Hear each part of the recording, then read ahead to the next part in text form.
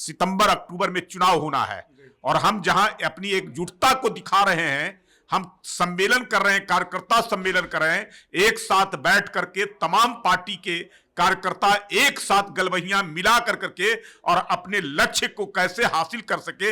एक तरफ बिहार राहुल आ रहे हैं, ये दूसरी बार आ रहे हैं, आए हैं, और दूसरी तरफ बिहार का विरोध, चाहे वह बजट के मामला में हो, बजट में जिस प्रकार से नरेंद्र मोदी जी ने बिहार के लिए सौगात देने का काम किया है। हमारी एनडीए पूरी तरह से एकजुट है और हमारा तो कार्यक्रम चल रहा है, कार्यकर्ता सम्मेलन।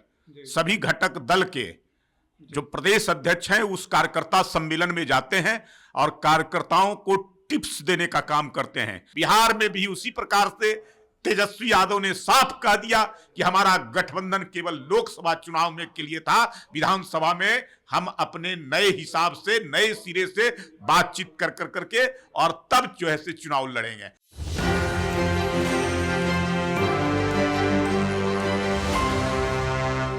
नमस्कार, एक न्यूज़ 24 देख रहे हैं आप और मैं हूं आपके साथ सितेश सिंह। आपको बता दें कि एनडीए में लगातार सीट शेयरिंग को लेकर अभी तक छठी बार बैठक हो चुकी, यानी आज छठा बैठक था। इससे पहले 5 बार बैठकें हो चुकी थी। सभी दलों के प्रदेश अध्यक्ष मौजूद रहे, लेकिन सीट शेयरिंग फॉर्मूले पे जो मुहर लगने वाली थी उस पर मुहर नहीं लग पा रही है। अब ऐसे में देखना यह है कि आज का जो बैठक था इसमें क्या कुछ अहम बातें निकल कर आई, ताकि चुनाव में भी अभी हालांकि समय है, लेकिन राहुल गांधी एक बार फिर बिहार के दौरे पे हैं। राहुल गांधी जब भी बिहार में आते हैं तो बिहार की सियासत में कहीं ना कहीं एक अलग भूचाल आ जाता है, यानी महागठबंधन के लोग एकत्रित हो जाते हैं, तो वहीं दूसरी ओर एनडीए के भी तमाम नेता एकत्रित होते हैं। तो अब लगातार जो है नेताओं का बिहार में दौरा जारी है और बिहार की सियासत में भी अलग अलग तरीके से बयानबाजी शुरू हो गई। इन्हीं मुद्दों को लेकर हमारे साथ बातचीत करने के लिए भाजपा प्रवक्ता प्रेमरंजन पटेल जी। सर, आज का जो बैठक था उसमें क्या कुछ बातें निकल कर सामने आई? देखिए, एनडीए की बैठक होती रहती है, ये कोई नई बात नहीं है। हमारी एनडीए पूरी तरह से एकजुट है और हमारा तो कार्यक्रम चल रहा है, कार्यकर्ता सम्मेलन। सभी घटक दल के जो प्रदेश अध्यक्ष हैं उस कार्यकर्ता सम्मेलन में जाते हैं और कार्यकर्ताओं को टिप्स देने का काम करते हैं कि हम 225 का जो लक्ष्य निर्धारित किए हैं 2025 में सीट जीतने का, उसको कैसे हासिल करेंगे, कैसे प्राप्त करेंगे।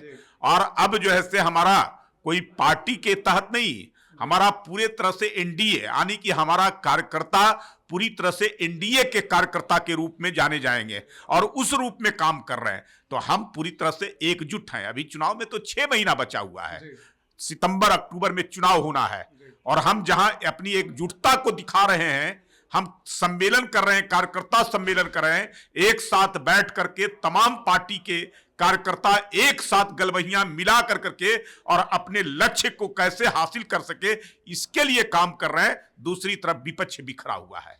विपक्ष जो लोकसभा चुनाव में गठबंधन बनाया था, महागठबंधन, इंडिया गठबंधन, और वो बिखर गया चुनाव के बाद। इसलिए वो जो है से स्वार्थी लोगों का गठबंधन है।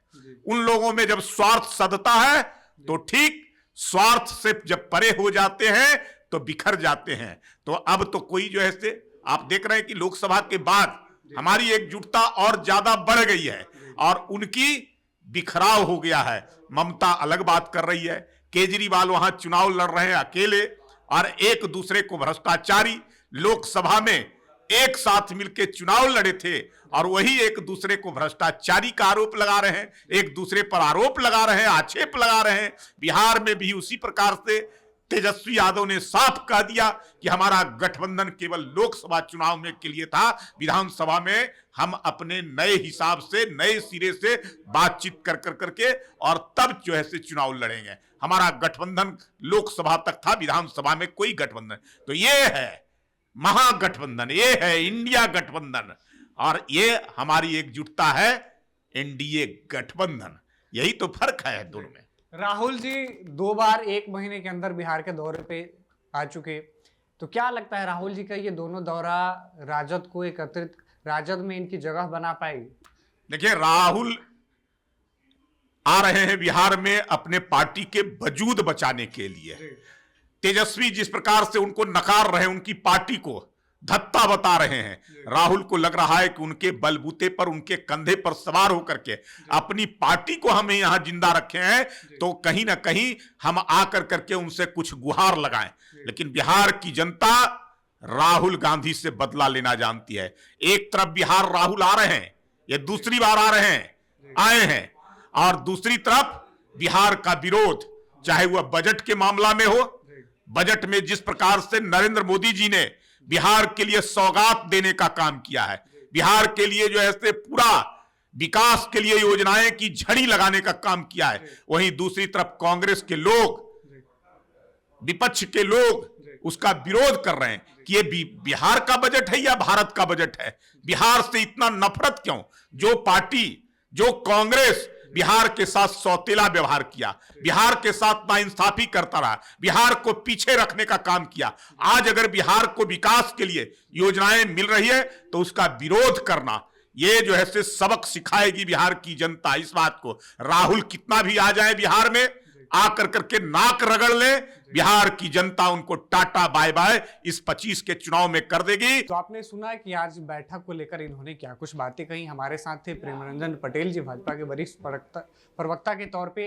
इन्होंने साफ तौर पे ये कह दिया कि 2025 में 225 सीटों पे एनडीए फिर से लड़ेगी और 225 सीटों को प्राप्त करेगी। यानी साफ तौर पे कहना यह है कि जिन पार्टियों को जितनी सीटें दी जाएंगी वो खुशी खुशी उतनी सीटों को स्वीकार करेंगी, चाहे ये बैठक कितनी बार भी हो। लगातार कार्यकर्ता सम्मेलन चल रहा है, इसलिए अगर बैठक को अगर बिहार विधानसभा चुनाव से और सीटों से जोड़ा जाए तो ये कहीं ना कहीं उचित नहीं है। अभी के लिए फिलहाल इतना ही। देखते रहे न्यूज़ 24।